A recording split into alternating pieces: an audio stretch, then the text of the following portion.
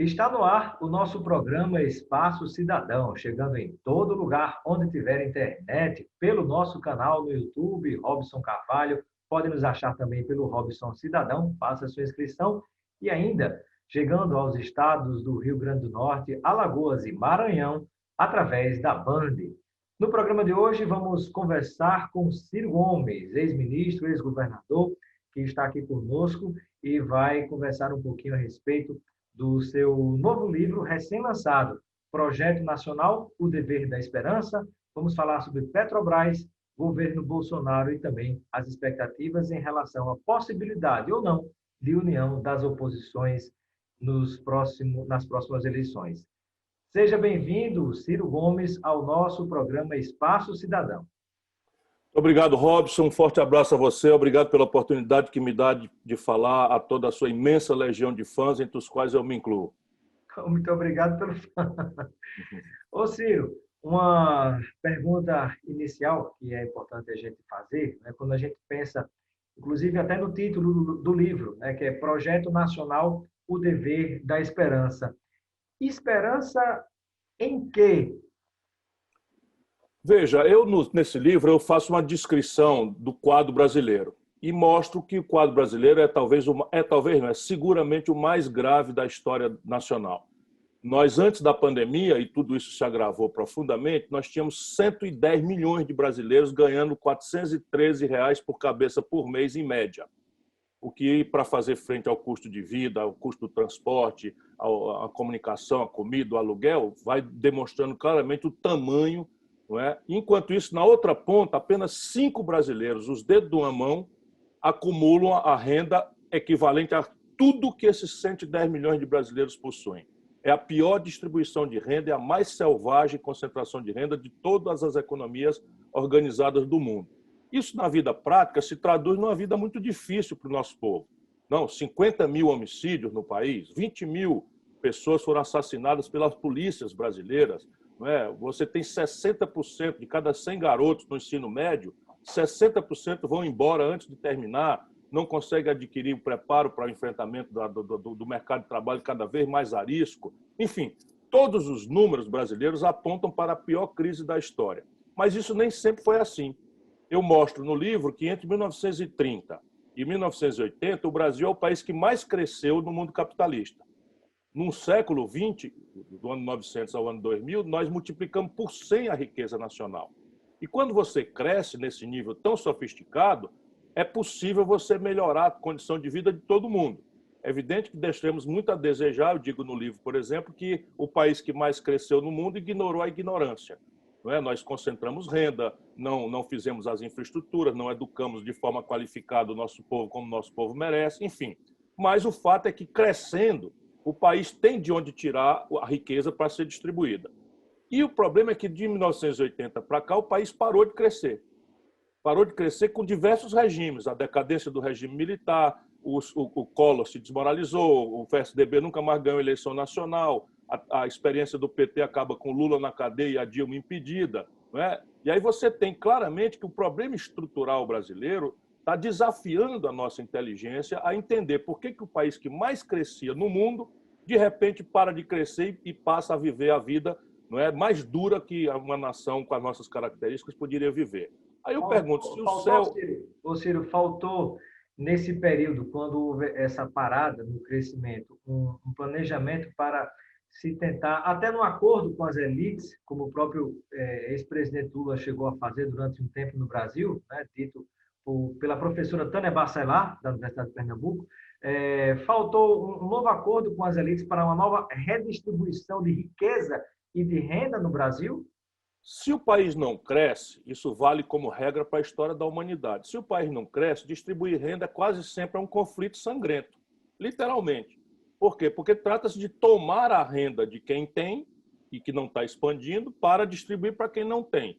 Portanto, a grande tarefa é desfazer, né, o domínio, porque o que aconteceu no Brasil, o livro mostra isso. Isso que aconteceu do Brasil explosivamente crescer não foi por acaso. Cresceu porque nós tínhamos guiadas ali as nossas energias por um projeto. Pode-se botar defeito no projeto, criticar, mas a partir da Revolução de 30, o Brasil sabia o que queria ser. Nós íamos sair da agricultura de monopólio, de oligopólios, do café, da cana-de-açúcar, de uma estrutura oligárquica na política, para uma indústria moderna, avançada. Como não tínhamos capitais privados, fizemos isso com a decisão de fazer o Estado, né? Vale do Rio Doce, Petrobras. A partir do governo de Getúlio Vargas. Getúlio é que imagina tudo isso, né? Aplicando no Brasil um keynesianismo tropicalizado. O livro descreve tudo isso em linguagem simples, para que a população, especialmente mais jovem, possa entender o Brasil que nós somos. E depois o livro vira a página para propor o Brasil que queremos e dizer como é que isso pode acontecer, enfim. Mas a ideia é que, quando em 1980 o capital financeiro estrangeiro toma essa personalidade arisca e muito cara e especulativa, e as tecnologias começam a se aprofundar e tomar uma complexidade muito veloz, o Brasil perde o passo, porque não tínhamos democracia e depois a democracia não foi capaz, não é? Porque vivemos de culto à personalidade, de ciclos muito curtos de voo de galinha, de consumismo por manipulação de coisas. A tragédia, então, é essa. Você tem ali, no primeiro momento, Fernando Henrique, o país cresce com o Plano Real, o povo fica feliz e quebra o país e o PSDB nunca mais ganha a eleição. O Lula vem, aproveita um ciclo de preços muito altos dos produtos tradicionais brasileiros, soja, milho, proteínas animais, as commodities, né? E aí expande o consumo, a população fica feliz, dá 2 eleições e mais 2 com a Dilma, que o Lula escolhe sem ter ela nenhuma experiência, e quando os preços caem lá no fora por conta da crise de 2008, o Brasil tem uma fratura exposta e a população que estava melhorando de vida se sente enganada, porque mais de 40 milhões de pessoas desceram de classe ainda no governo Dilma, desconstituindo-se o projeto do PT. E essa é a tragédia que nós estamos vivenciando hoje. Por que desceram, né, nessa escada novamente, de acordo com a sua avaliação, Ciro? A expansão do consumo não olhou para o lado da produção. Então, quando o Brasil expande o consumo e a produção está caindo, está definhando, os números são terríveis. O Brasil é o país que mais destrói indústria na história do capitalismo mundial. E a indústria é um sintoma da modernidade, não é? Então, o que acontece com o Brasil? Seria pela aposta, muitas vezes, no capital financeiro, especulativo, até nas suas conexões com o internacional, porque essa é a prostração. Essa aposta no Brasil, no capital produtivo, que gera emprego, renda, faz a riqueza circular, tem mais lastro, apesar de menos lucro no curto espaço de tempo, mas, por outro lado, a gente me parece que observa que estamos vivendo uma sociedade fictícia, né? Completamente. Isso é exatamente o que explica o voo de galinha. Quando o real acontece, o plano real que eu ajudei a fazer lá com o Itamar, nós cessamos o imposto inflacionário e esse imposto que era transferido para a especulação fica no bolso do povo. O povo vai ao consumo e a gente não está ali cuidando da estruturação da produção, porque fica há 30 anos o Brasil tem a maior taxa de juros do mundo na ponta. E toda uma elite se organizou para ganhar dinheiro sem produzir um pão nem gerar um emprego, só na especulação financeira. Isso de fora para dentro e de dentro para fora acontece no Brasil. Resultado, a gente explode a importação. Quando os preços dos produtos tradicionais brasileiros vão bem lá fora, a gente acha o dólar para pagar essa conta. Quando eles caem, eles oscilam, a gente quebra. Foi o mesmo filme. Então, com o Lula, o que aconteceu? O Lula expandiu o poder de compra do salário mínimo. Quando ele tomou posse, era equivalente a $100 o poder de compra. Quando ele entrega para Dilma, era 320. Então, 70% do trabalhador nordestino ganha, com carteira assinada, ganha o salário mínimo. Se você ganhava o equivalente para comprar a $100 e agora passa a ganhar 320, a sensação que você melhorou de vida é muito grande. Então, as pessoas ampliaram o consumo. São essas 40 milhões de pessoas. O crédito era 15% do PIB, passou a 55% do PIB. Explodiu o consumo, né? E depois o próprio crédito dirigido, Pronaf, crédito à agricultura familiar, o FNE, que no Nordeste estava congelado, tudo isso expandiu o crédito, foi tudo isso para o consumo. Resultado, a plataforma trouxe 40 milhões de brasileiros das classes mais pobres para o consumo das classes C e da classe B até. Né? As pessoas puderam comprar em prestações e passagem de avião, etc. O que acontece na sequência? A Dilma faz o salário mínimo em equivalência ao poder de compra cair de $320 para algo ao redor de 200.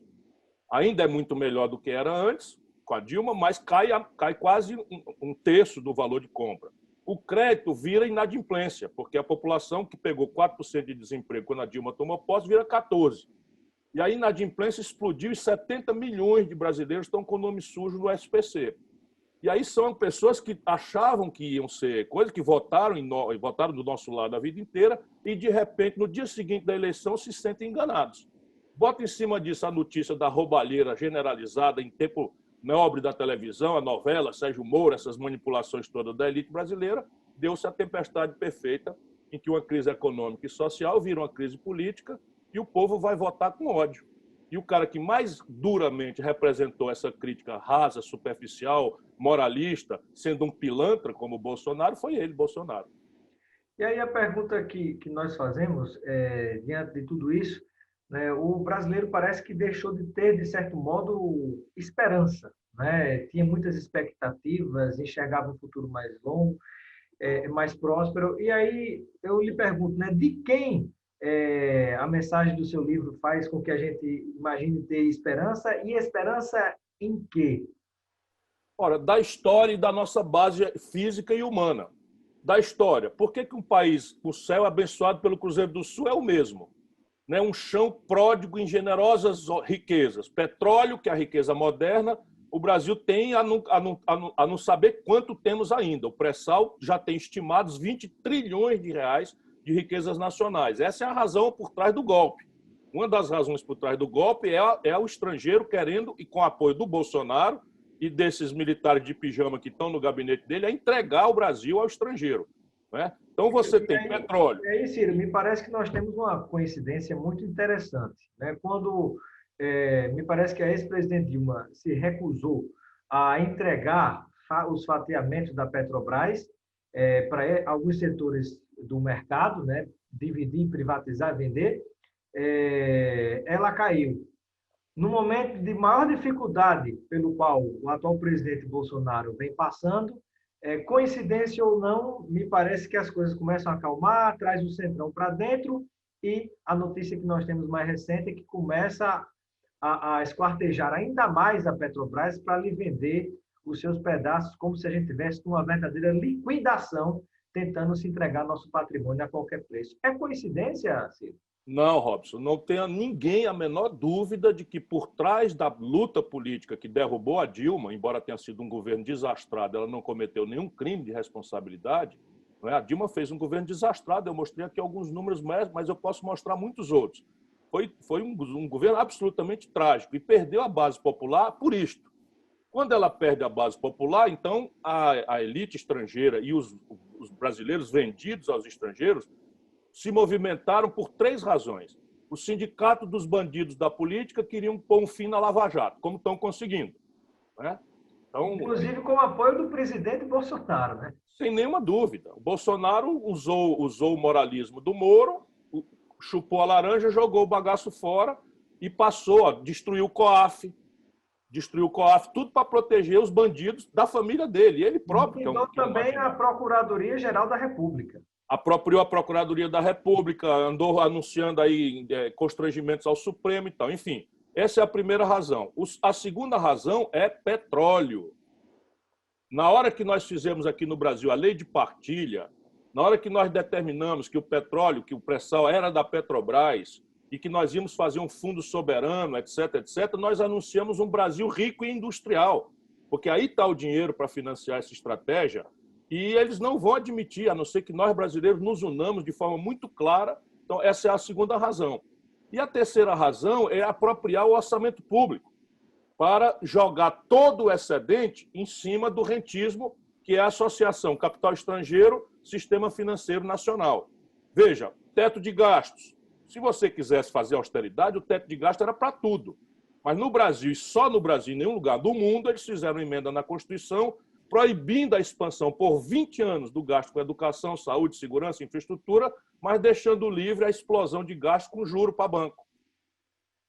Só tem isso no Brasil, em canto nenhum do mundo tem isso. Então, esses 3 interesses se reuniram e eles estão ganhando a parada. Por isso que nós precisamos esclarecer. Uma coisa importante, Ciro, nesse terceiro aspecto, é que muitos se argumentam, os defensores do próprio presidente da República, que os juros no Brasil nunca foram tão baixos, que a taxa Selic está quase no chão. Mas, na verdade, na prática, para o povo mesmo tomar empréstimo, ou para as micro e pequenas empresas que irrigam, de fato, a economia do país, a realidade não é bem essa. Mas para vergonha do lulopetismo, é fato que a taxa Selic, que é a taxa básica que o governo paga, está no menor valor da história. São várias razões, mas a principal razão é que nós estamos com um processo de estagnação econômica em que há uma deflação no Brasil. Por regra, salvo alguns preços de alimentos e de preços indexados. Quando nós usamos a linguagem popular, é na beira de uma recessão, por isso o juro cai. Não Mais do que uma recessão, nós estamos numa depressão econômica trágica, sem precedentes. O Brasil deve cair a economia esse ano o dobro da média mundial. O que quer dizer que não é só a pandemia, mas é um erro grave de manejo econômico que o Bolsonaro faz. Mas, de qualquer forma, você tem toda a razão. Como nós permitimos, ao longo dos últimos 20 anos, concentrar em 5 bancos apenas 80% de todas as transações financeiras, funciona uma espécie de cartel. Eles jantam em São Paulo e quem quiser tomar dinheiro emprestado tem que tomar dinheiro a 40% de juros ao ano para descontar uma duplicata. Se for para o cheque especial, está em 280%. Se for para o cartão de crédito, está em 400% ao ano. Não tem nada, nem por um décimo parecido no mundo. Isso é um país assaltado, o Brasil, né? E agora inventaram um negócio que não sai nem sequer nos jornais, chama Operação Compromissada. Só para o microempresário que está aí com a dificuldade, humilhado, que não recebeu dinheiro, 24 horas depois que foi decretado pelo Senado, Congresso Nacional, a emergência da pandemia, 24 horas depois, o Banco Central tirou do seu caixa R$ 1 trilhão e entregou para os bancos no pretexto de que com essa montanha de dinheiro eles iam aumentar o crédito e reduzir o juro. E isso não aconteceu. Simplesmente 80% da demanda por crédito não foi atendida. Aí diz assim, mas cadê essa montanha de dinheiro? Pois bem, no fim da tarde, essa montanha de dinheiro que está no caixa dos bancos, eles emprestam para o governo um negócio que eles inventaram no Brasil chamado Operação Compromissada, por 24 horas. Estão ganhando dinheiro em cima do dinheiro que o governo, dinheiro do povo brasileiro, de graça, botaram. Aí, quando vai ver, o comércio está quebrando, a indústria quebrando, a agricultura que exporta está se aguentando. Mais uma vez, numa crise extraordinária que vivemos... Eles ganhando dinheiro. Têm lucros bilionários, né? Exorbitantes e não pagam imposto. E não pagam imposto, é. Quando se pensa na questão dos lucros e dividendos, na verdade, esse imposto não volta nem praticamente... Eu, quando fui ministro da Fazenda do Itamar, cobrei. O Fernando Henrique revogou e, incrivelmente, o lulopetismo manteve revogado. Só o Brasil e a pequena Estônia não cobram esse imposto. Ô Ciro, uma outra pergunta, focando um pouquinho na questão da Petrobras, que foi o segundo tópico, a segunda razão que você apontou. O Bradesco, o Itaú, esses grandes bancos, por exemplo, será que eles topariam, né, vender para os seus concorrentes a sua carteira de clientes? Porque me parece que é mais ou menos isso que a Petrobras está fazendo, induzida pelo governo brasileiro, né? Vendendo os seus pedaços, fatiando para a própria concorrência. O que está acontecendo? O Supremo Tribunal Federal, e o velho Rui Barbosa dizia que o judiciário é o poder que mais tem faltado à República, tomou uma decisão incrível. Eu, que sou velho professor de Direito, com todo o respeito que devemos ter à Suprema Corte do Brasil, mas tomou uma decisão absolutamente incrível que nós estamos pedindo, com toda humildade, para ver se eles consertam essa absolutamente incrível decisão. Disseram eles o seguinte, que para vender a Petrobras, a Eletrobras, o governo tem que pedir autorização ao Congresso Nacional. Porém, vai entender por quê, depois dessa decisão, uma vírgula dizendo o seguinte, mas o governo pode vender as subsidiárias dessas companhias sem autorização legislativa. Só que quem organiza a subsidiária é o Conselho de Administração dessas companhias, sem consulta ao Congresso. Então, o que estão fazendo os canalhas que nos governam? Pegaram a Petrobras, que é uma empresa integrada do poço ao posto, e estão fatiando, esquartejando e vendendo aos pedaços em negociatas absolutamente bandidas. Já aconteceram algumas. Por exemplo, a TAG é uma empresa de tubos que leva gás e que leva óleo, etc, etc. Eles venderam e entregaram para estrangeiros contra um contrato de aluguel, ou seja, eu vendi meu apartamento para você, você não tinha dinheiro para me pagar, eu lhe dou um contrato de aluguel do apartamento que eu estou lhe vendendo, cujo valor do aluguel de 3 anos é o valor que tu vai me pagar pelo apartamento. Fizeram isso com a TAG. Pegaram a BR Distribuidora. Entregar, né? Entregaram mesmo. Pegaram a BR Distribuidora e venderam para um pool de bancos brasileiros que não tem nada a ver com petróleo, nunca entenderam de posto de gasolina, nem coisa nenhuma, sem nenhuma licitação. Eu soube agora que nem um relatório do ativo imobilizado, as esquinas de áreas nobres do mundo, do Brasil inteiro, onde tem posto BR, nem sequer o valor dos terrenos foi calculado. Venderam por nada, por ninharia. Já venderam. E agora estão querendo fazer isso, pegar as refinarias, transformar em subsidiária e vendendo. O que é que o povo brasileiro não está sabendo? Hoje, 1/3 da capacidade de refino do Brasil estão parados, enferrujando para desvalorizar, e nós viramos dos maiores importadores de gasolina, óleo diesel, querosene de aviação e gás de cozinha em dólar do estrangeiro. Quase 80% dos Estados Unidos. Isso é tudo roubalheira. Isso começou a acontecer, inclusive, já no governo Temer, né? Quando, ainda com o Dilma, a gente refinava em torno de 90% do petróleo bruto extraído no Brasil. De lá passou-se a diminuir, pelo menos até começo desse ano, me parece que estava em torno de 70%. Aí a gente comprando o petróleo fora, a gasolina fora, né? Manda o petróleo para fora, compra de volta, pagando mais caro em dólar, sujeito tanto o petróleo quanto o dólar a variações que a gente não tem controle. Que antes a gente era price maker, passamos a ser o price taker. Né? Você toma o preço que os outros dizem, a gente não sabe mais de nada. E você lembrou bem, em dólar. Quando o Bolsonaro assumiu, estava 3,70, hoje está 5,60. E aí um caminhoneiro fica apoiando o Bolsonaro. Esse é o Brasil. Ô Ciro, e ainda dentro disso, duas perguntas que ele faz sobre esse assunto da Petrobras, já pertinho de concluir. Não existe nenhuma possibilidade, ou existe alguma possibilidade, de se responsabilizar o presidente da Petrobras, o próprio conselho diretor da Petrobras, por esse prejuízo à nação? Olha, eu um dia, se tiver a honra e o privilégio de servir essa grande nação como presidente, não só vou buscar responsabilizar todos esses canalhas que estão entregando o Brasil ao interesse estrangeiro, como vou desfazer esses negócios com as devidas indenizações, mas eu quero anunciar, por lealdade, que todas essas negociatas serão revistas, como eu tinha anunciado lá atrás, que desfaria o negócio da Embraer. Não é por nada, não. É porque país sério do mundo nenhum entrega a sua estrutura de petróleo ao interesse estrangeiro. Nenhum país, 80% do petróleo do mundo é governado por estatais. A Saudi Aramco da Arábia Saudita, a PDVSA da Venezuela, para ficar em regimes completamente distintos, não é? A empresa da Noruega. A própria China compra, mas compra como Estado, né? Mas ela compra porque não tem petróleo. Não tem petróleo. Ela compra como Estado, a política energética é controlada pelo Estado, sendo que o Brasil tem sobra de petróleo. Isso quer dizer aquilo que você já falou, que a gente não tem nada que deixar o Brasil sujeito às oscilações especulativas de Roterdã, onde se especula o preço do petróleo. Aí você mata um general iraniano nessa política terrorista do governo atual dos Estados Unidos, o preço do petróleo explode, lá se vai o caminhoneiro do Brasil ter que pagar. O que tem a ver com isso? Qual é a razão da Petrobras? É que a gente deve cobrar o custo de produção nosso, mais um lucro razoável e acabou. Pouco importa o que acontece lá fora. Essa é a vantagem estratégica pela qual se criou a Petrobras, e numa época em que os estrangeiros diziam que o Brasil não tinha petróleo. Tanto os soviéticos quanto os norte-americanos tinham um relatório dizendo que não tinha petróleo no Brasil, quando eles estavam sabendo que tinha e queriam guardar como reserva de valor para o futuro.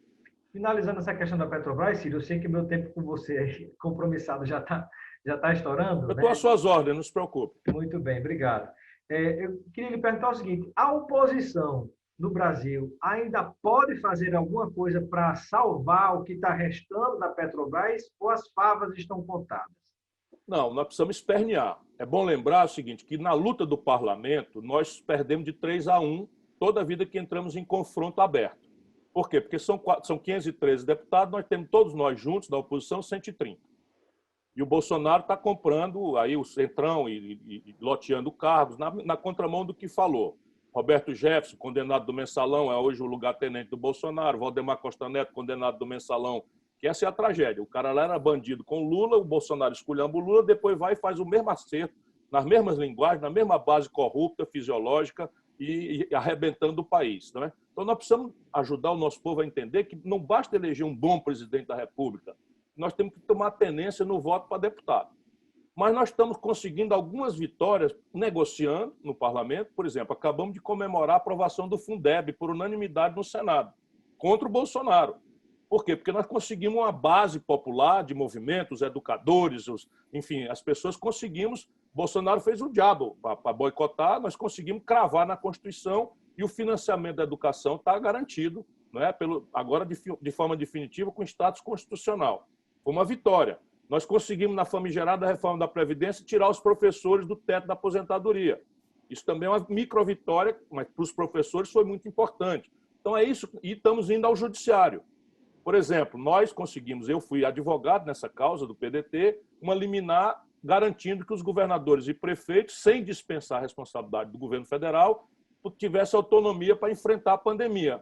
Se nós não tivéssemos conseguido isso, o Bolsonaro tinha simplesmente proibido o isolamento social e o Brasil estaria talvez com 1 milhão de mortos, pelas perspectivas dos sanitaristas que nós consultamos na época e agora, né? Estamos aí com 115 mil mortos, que podia ser muito menos, como o resto da América do Sul tem menos da metade das mortes do Brasil, pelo desastre com que o governo Bolsonaro, 3 ministros trocados, né, e bota um ministro general sem nenhuma experiência em saúde pública, que ocupa 23 cargos técnicos do Ministério da Saúde e fica prescrevendo remédio como um charlatão despreparado, sem saber o que é um remédio sem retaguarda científica. Ciro, nesse seu livro, finalizando aqui nossa entrevista, você fala das nossas raízes, dos nossos principais problemas na nação brasileira, e de fato a gente não pode avançar sem conhecer a história, sem ter a consciência do presente, e você também aponta algumas pistas, né, que seriam nossas saídas para a situação do Brasil que a gente enfrenta hoje, para a gente voltar a sonhar e voltar a crescer com sustentabilidade. Você poderia compartilhar alguma dessas pistas com o nosso telespectador e com o internauta? Primeiro, recuperar a ideia de projeto.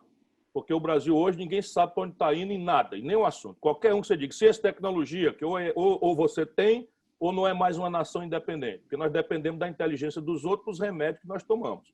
Nós dependemos da inteligência dos outros por meio de diagnóstico médico. Você imagina, não é? 80% do valor de um carro produzido no Brasil vem do estrangeiro.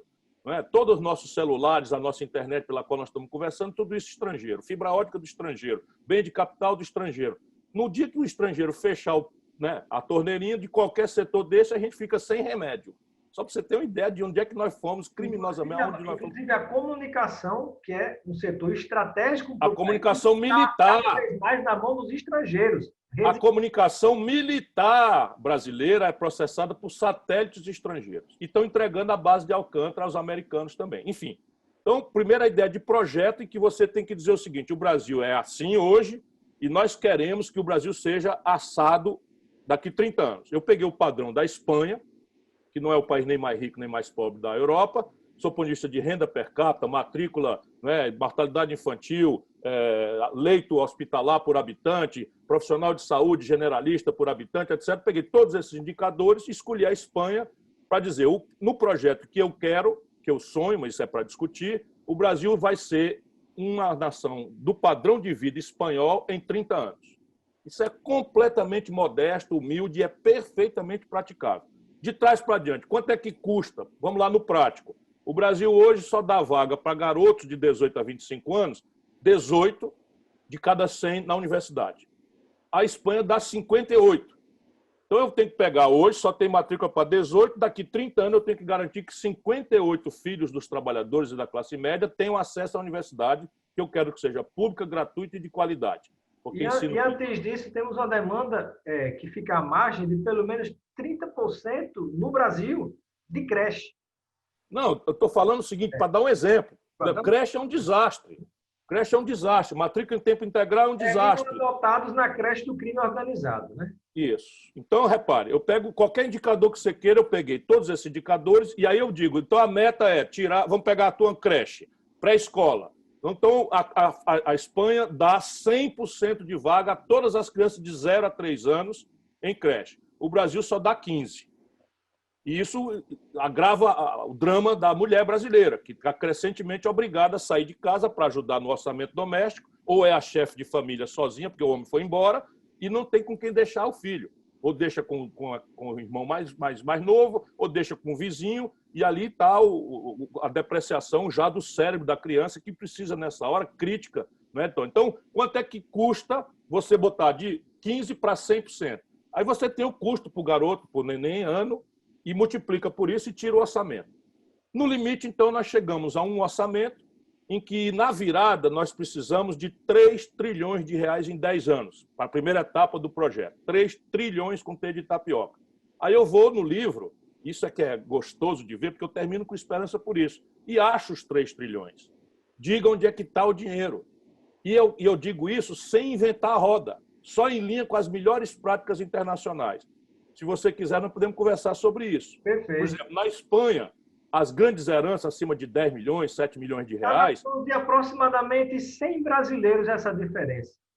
Sim. Então, na Espanha... Tem toda essa riqueza, mas não são taxados devidamente, né? Pronto. Então, veja, heranças, que é só das grandes, 7, 10 milhões de reais, na Espanha você cobra 40%, nos Estados Unidos 29%, no Brasil 4%.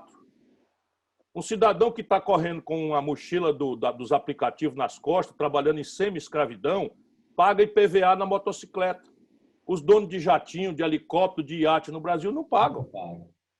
Então, percebe? Então, 350 bilhões é a renúncia fiscal que, infelizmente, a Dilma agravou muito no Brasil. E aí você vai a renúncia fiscal para quê? Então, você pega, por exemplo, o dono da Localiza, que era o secretário de privatização, que demitiu-se porque o Bolsonaro não está privatizando, esse cara não paga imposto. Imagina, incentivo fiscal para uma locadora de veículo. Porque incentivo fiscal você pode dar e deve dar, ativando ali mecanismo de geração de emprego, né, de superação de atraso tecnológico. Então, é uma ferramenta legítima. No Brasil é tudo suborno, picaretagem, o cara deu um toco para algum burocrata e, de repente, aparece um além setor... da guerra fiscal entre os estados, que quando termina o incentivo fiscal no estado, né, coloca-se a faca no pescoço do governador, se ele não renova o incentivo fiscal, Não, começa através da imprensa a ameaçar que vai deixar fechar os empregos. Estado, né? Isso. Vai pegar outro incentivo fiscal. Ó, pegue o brasileiro que está me ouvindo para você ver o que eu estou falando. Em Natal, em Maceió, em São Luís do Maranhão, tem a Localiza. Veja, você que está me ouvindo, veja lá a placa desse carro que está rodando em Maceió. A placa dele é de Belo Horizonte. Exatamente. Por quê? Porque não paga imposto. E ele não leva esse carro lá. É tudo fraude. Só para dar exemplo prático, né? Então, das coisas. Então, você tem aí, né, o imposto sobre lucros e dividendos empresariais. O mundo inteiro cobra. Não é da empresa. Depois que a empresa fatura, investe, paga folha, paga os impostos, o dinheiro que o pessoa física tira, no mundo inteiro paga. O trabalhador que ganha R$ 2.500 paga 15%. Pois bem, o dono do Itaú receberam outro dia 4 famílias, 9 bilhões de reais de lucro e dividendo, não pagaram nem um centavo de imposto. Então, se você juntar essas providências que o livro descreve, só que tecnicamente é simples de mostrar. O grande desafio é juntar força política para fazer.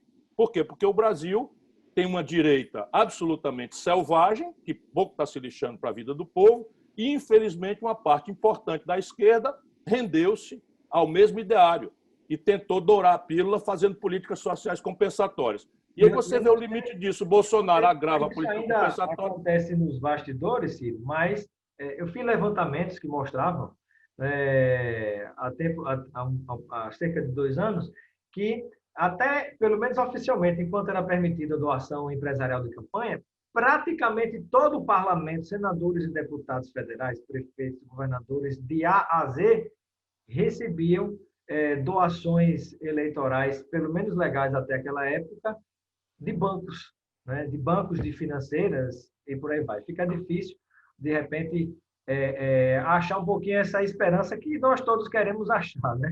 Pois teve um candidato aí, né? Teve Você um foi candidato o único, eu sei que disso. não aceitou receber recursos de campanha de banco. Mas não é por nada, não. Veja, você até pode receber ajuda, desde que a proposta seja clara. Então, eu não tenho nada contra banco. Eu tenho a favor de um processo de desenvolvimento em que os bancos têm que voltar a cumprir o seu papel essencial de financiar a atividade produtiva. Financiar a produção, exatamente. Não ganhar dinheiro com dinheiro, porque o que gera dinheiro não é o dinheiro, é o trabalho, né? Mas isso deformou, não é só banco, isso deformou a elite, a burguesia brasileira, que está quebrada no negócio e na pessoa física, porque especula, está ganhando. Veja a liderança da indústria brasileira. Não é brincadeira, Robson. O Brasil tinha 30% do PIB era industrial em 1980. Hoje está caindo de 10%. Desmontando No governo Bolsonaro, mais de 2.000 indústrias fecharam em um ano e meio de governo Bolsonaro. 2.000 indústrias fecharam, 1.636 para ser exato, em São Paulo. Aí você pega o presidente da Fiesp, é um industrial falido que defende o Bolsonaro.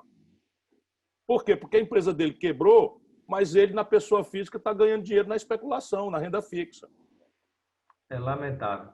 Bom, Ciro, eu já finalizando a nossa entrevista, eu queria uma palavra sua sobre a possibilidade, você fala no livro Em Esperança, a esperança também de unir a oposição, e eu gostaria de saber se nisso aí está incluso, por exemplo, Rodrigo Maia, hoje presidente da Câmara, o próprio DEM. Por que eu faço isso? Porque se a gente fizer um breve histórico, Ciro, quem é o DEM? É o ex-PFL, que é o ex-PDS, que era a Arena, que era o braço civil na ditadura militar, né? E hoje você tem um governo praticamente tomado por militares também, e você tem essa outra banda também governando, com ministérios dentro do governo, e aqui e acolá se posiciona contra o presidente, mas acaba aprovando uma série de pautas. Aí eu pergunto, essa sua esperança com o Brasil de respeito também a esperançar uma aliança ampla da oposição? Robson, o problema brasileiro é tão grave, historicamente, tão grave, que nós precisamos replicar naqueles momentos mais dramáticos da vida brasileira um esforço de capturar um pedaço do centro político para essa tarefa de virar o jogo no Brasil. Isso não pode ser feito por projeto de poder. Isso tem que ser feito em cima de uma plataforma explícita, clara, de mudanças estruturais para o Brasil. Vamos lá, o PFL é exatamente isso que você falou e o DEM é o sucessor do PFL. O que o Tancredo Neves fez quando percebeu a brecha para redemocratizar o Brasil e precipitar o fim da ditadura? Correndo muitos riscos. Criou o PFL. Tirou um pedaço da velha Arena, do velho PDS, com o Sarney, e criaram aí, não é, o DEM, e a transição aconteceu. Antônio Carlos Magalhães, que tinha ajudado o regime, mas que tinha, naquela data, percebido a necessidade de pôr um fim ao regime, porque a crise econômica tinha desmoralizado o regime, que não tinha mais respostas nenhuma para dar ao Brasil. Não duvide que nós estamos vivendo um momento talvez mais grave ainda do que a transição do regime. Na minha mente, nós estamos ameaçados, por tudo que nós conversamos, de sermos uma ex-nação. Se eles privatizarem petróleo, entregando aos estrangeiros, vai ser quase impossível para a nossa geração, não é? Sem uma resistência internacional pesada, sem uma atuação violenta aqui dentro, como aconteceu com o Mossadegh no Irã, como está acontecendo hoje de novo no Irã, na Síria. Ninguém duvide, tudo isso ali é petróleo. É petróleo. Tudo é petróleo. E o Brasil, a Venezuela está sofrendo por causa do petróleo. Não é tudo. Então, e o Brasil está cedendo. Na hora que alguém vier para defender o Brasil, vai sofrer o panco de Getúlio Vargas, que fez 66 anos, matou-se porque criou a Petrobras. E esse ajuntamento do interesse estrangeiro com os brasileiros traidores da pátria, que hoje estão no poder de novo, não aconteceu. Hoje tudo é documentado. Hoje eu já li documentos que foram desclassificados de sigilo na biblioteca do Congresso americano. Qualquer brasileiro pode ler, não é? Que mostra ali a presença estrangeira conspirando, como aconteceu em 64 também. Não é? Então, repare, é preciso que a gente tenha humildade para entender que o poder político no Brasil precisa achar um caminho. E esse caminho não pode ser um ajuntamento ao redor de uma personalidade exuberante. Não pode ser. Tem que ser ao redor de um conjunto de ideias e que a gente bote o povo na jogada. Então vamos votar, mas vamos votar no fulano de tal, tem que olhar se ele é sério, se é competente, se é preparado, se é limpo, não sei o quê, se tem experiência, ok, está tudo certo. Mas vamos votar na ideia do cara, porque quando esse cara foi eleito, ele também está indo eleito com um conjunto de ideias. Eu estou dizendo aqui que se eu um dia for presidente do Brasil, eu vou desfazer os negócios de petróleo. Eles vão procurar me matar, literalmente, antes que eu possa ser eleito. Se eu conseguir escapar, eu chego lá e faço, porque o povo viu, a guerra vai ser pesada e tal, mas se eu for, vou eu, e a ideia que o povo disse, não, nós queremos é isso daí. Percebe? E aí é um desafio histórico. Houve momentos em que nós fomos capazes de fazer isso, né, na história brasileira. Vários momentos. A Revolução de 30 é um momento fundador desse. E foi feito por brasileiros, uma minoria ativa, agressiva, mas que tinha base na população, né? Hoje nós temos aí um mecanismo de comunicação que jamais tivemos.